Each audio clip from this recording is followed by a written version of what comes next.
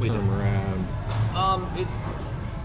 It's literally kind of just a collective. I mean, we have a match day committee, and we'll, or if anybody has a song idea, it's just, hey, send it to us. And if it works, and, you know, we've even done YouTube videos where we went back to NASL and we tried out some new songs and we posted them. Hey, what do you guys think? And stuff like that. I mean, it's literally collective, and if it works, we'll do it. If it doesn't, we just kind of push it to the wayside. So we literally take ideas from anybody. Right. And that's the way True North is. We're not just, you know, we have a board of 8. We're not just 8 or 10 people controlling everything. We're a collective. So if anybody has an idea, we take that idea, we try to make it work the best we can, whether it's chance or anything.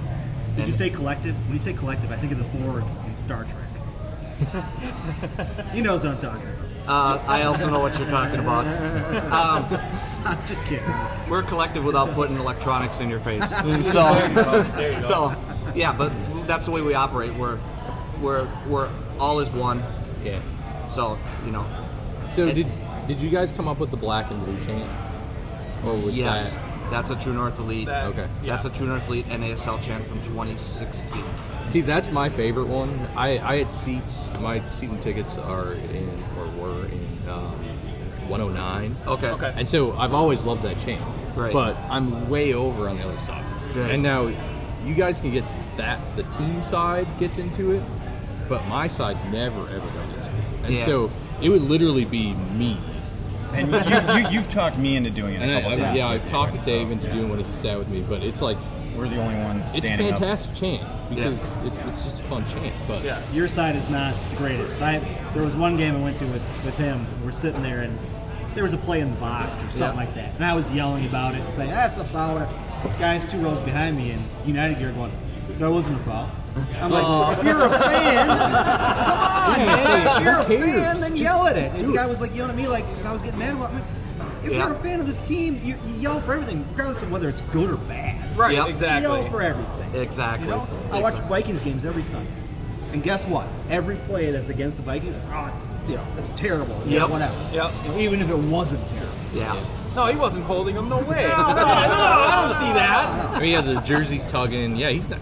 No. It amazed me. I was like, if you're a fan of this team, then you cheer for them and you get pissed off about that type of stuff. Exactly. You know? I hate to say it's stereotypical Minnesotan, but Yeah, it might be a little bit. Ridiculous. I'm going to ask you guys a question about the old NASL days. Okay. Now, you guys went up to the stadium in Blaine numerous times. Yes. Yep, absolutely. I have so many fond memories of that place. And we talked about it on this podcast a lot. It was so nice to be close to the field. Yep. We'd get tickets and we would stand behind one of the goals. Okay. And yell at the opposing goaltender. Oh, yeah. Yes, we did too. And what I would do is I'd go on my phone and I'd look up where they were from. And if they're from like Russia, I'd find Russian stuff and I'd be yelling Russian things. And it was so much fun to be there. Yep. And then we moved to TCF Bank, and things got a little more, Major League Soccer. Yep. We're not small anymore. Yep. And now we're going to Allianz Field. Yep. Do you think that any of the old Blaine, stadium feel could come to Allianz a little bit? I absolutely believe that that intimacy will be back. Good. We rented a place for 2 years and you finally bought a home. You're going to have that intimate moment where being on the pitch and those players are going to hear you on the corner kicks again and everything like that. It's finally back, and I think it's going to just bring all the feels back. I agree. I want it to be like the Blaine. I want it to be like Blaine again. I love that. Even though it was minor league, I love going there. I love spending the $5 to get in. I love the atmosphere. I love all that stuff. Going to TCF, of course, like we talked about, not been the same. And going to Allianz, I still want it to be. I don't know if it can ever be that way again, but I just want it to be. I have a feeling it's going to be. We're never going to have that small intimate feeling that we had at Blaine. But I think Allianz and the way it's built, the way it's set up, and the way that kind of the front office and the collective of Minnesota United has it, you know, kind of sorted out, it's going to be the closest thing we're going to get to that NASL days again, and I'm so excited for it. Yeah, I think we're all very excited. So has anybody from T&E or even Dark Clouds been able to be in the stadium yet? Yeah, I've actually personally already done a walkthrough with it. Okay. Some of the TIFO and match day representatives were allowed to do a tour with Chris Wright, and it is phenomenal. And so how are they, do they have all the wires set up for TIFOs where you can go up, way up, or?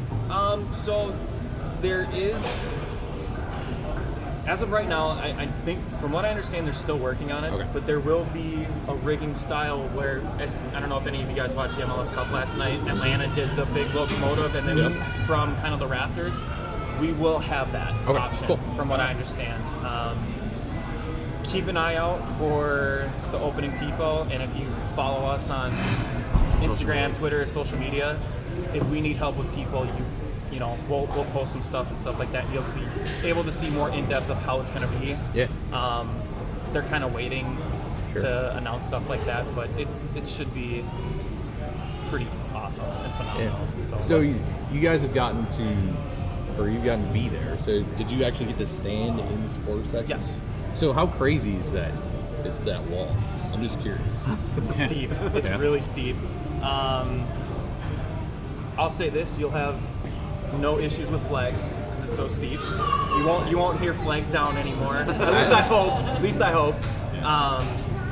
But you'll be able to see every aspect, no matter where you stand, of the entire field, the stadium, and everything. And it's going to be phenomenal, and it's going to be really loud.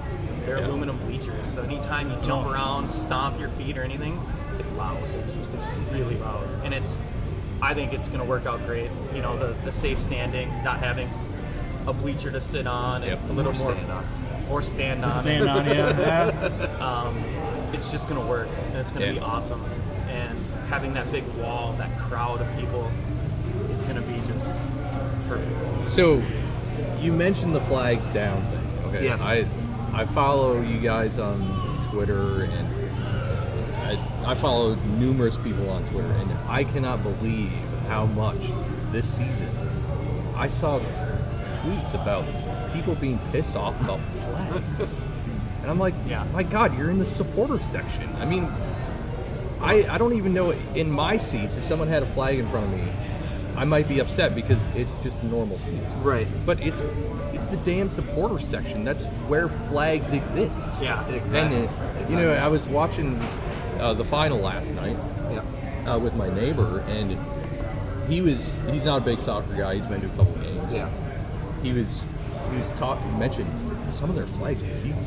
Yeah. And he was just like, well, that's kind of cool. It's like, but it blocks the view. And I'm like, well, it's in the supporter section, so they get it. Mm-hmm. But we apparently have supporters for Minnesota United that don't get it. It's not so much that we don't have supporters that don't understand. It's kind of the traveling fans that buy that kind of cheaper ticket in the supporter section and just, you know, click all the way through and don't read the disclaimer. Hey, you're gonna have okay, gotcha. You know, stuff like that, and that's really what it boils down to. It's just people that want the cheap ticket to kind of free roam.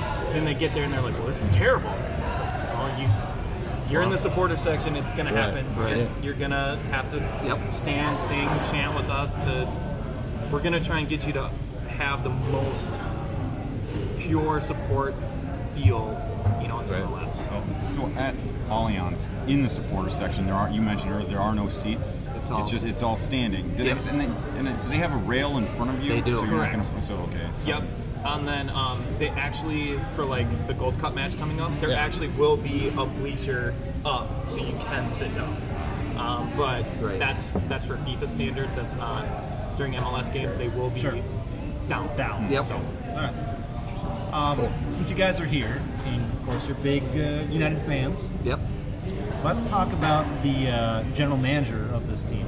Okay. The GM, Manny. Sure. What are you guys' thoughts on Manny?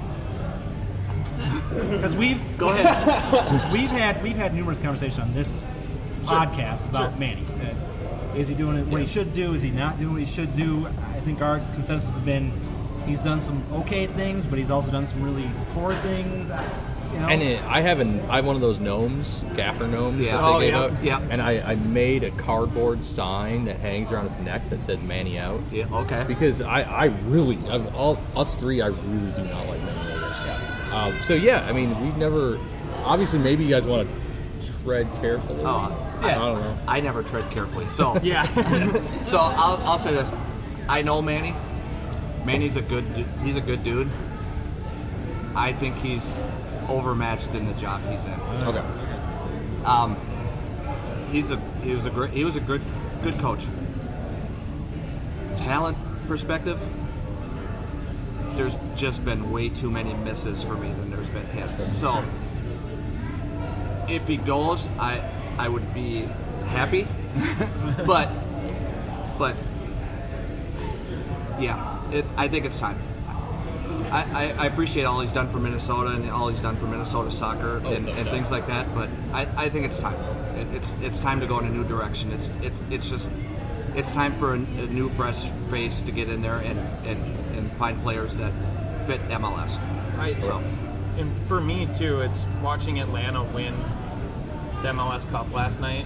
Yeah. I think that kind of really put a thorn in everyone's side from Minnesota too, because we came in at the same time in MLS, and there was literally two different ends of the spectrum of how we wanted to build each team, and it goes to show you that the way that Manny and the way Minnesota United was built, obviously it's kind of worked, and then the way that Atlanta was set up, Right. worked well, and they have, they won the MLS Cup, and they're developing a lot faster than we are. Yep. With their younger generations and stuff like that. And once they, Tata Martino's leaving, and their top strikers are leaving, probably going to the EPL. Yep. And then they'll still be good next year because they'll bring in somebody or bring up somebody. And they'll reap the benefits from those transfers. I Yep. mean, Oh, obviously they don't get as much absolutely. with MLS, but with how the structure goes, but they're still going to get a significant amount of coin. Yep. And then they can reallocate that money back into all the developmental stuff. Right. So And they can do that because we talked about the show numerous times. Arthur Blank is the owner. Yes. yep. And Arthur Blank can spend a lot of money on that team. Yes. He's got a huge, big stadium. Yep. He can put the butts in the seats in. Yep. Bills it And every he time. builds it. And he also has, what I love about him is his concession prices are super cheap, too. Yep. Yes, they are. And like you said, different ends of the spectrum. The United came from kind of a growing type of thing. We were in the NASL. We brought those guys up. Yep. So it's a totally different. I always said 3 years. 3-year plan was the deal. Atlanta Dave said 7. Dave I'm said on 7. I have been on that. You must be a Twins fan. realistically. Yeah, exactly. We're Twins fans too. So yeah, 7 We have years. that on the last episode. We got him to admit to it. I think he said 5. 5 years. Yeah. But I think that growing a team, you can do it that way. You Right. can. Well, I don't know if Manny was the right person to do that. And I think that he got a lot longer leash because he's a Minnesota guy. Yep. Yep. Minnesota soccer all the I time agree. and everything. And anybody else would have been out of here Yes. Sure. a lot sooner. And Yes. I agree with you. I agree with everything you're saying, and I mean, I don't know if I have a strong opinion on Manny one way or the other, but I always just raise the question. Is he kind of handcuffed? You mentioned Arthur Blank, his open checkbook. Yeah. He had a stadium that was paid for, where the ownership here, paid Did it the essentially right way. paid for the stadium. Yeah. So is Manny handcuffed because he doesn't have For now. the funds available? Is that going to change going forward? It should. With now that we're already If moving they do in? the same thing the Twins did when they moved into Target Field, and they decide, well, we're going to have this new stadium and we're going to be able to spend gobs of money, and they didn't do it, then I think a lot of your fans are going to be pissed off. That's a good point. I mean, Twins fans were pissed off for a long time after they moved to the new stadium Yep. and didn't sign anybody except for Joe Mauer. Well, they still are. Yeah, exactly Talk to any right. Twins fan. Yeah. And my thing always is comparing us to Atlanta is our collective ownership group is worth more than Arthur Blank. It is. I mean, yeah. we have money. Yeah. We do. So, the stadium, I appreciate them building, all that, but there's money there, There is. So But it's Arthur Blank is one of those guys who just throws money around. that is you know. that is He's, very true. you know, That is very true. And we've talked about this in the podcast too, Yeah. how he didn't have to spend a dime on his stadium. No, True. It He already had it. It was covered by the NFL by taxes.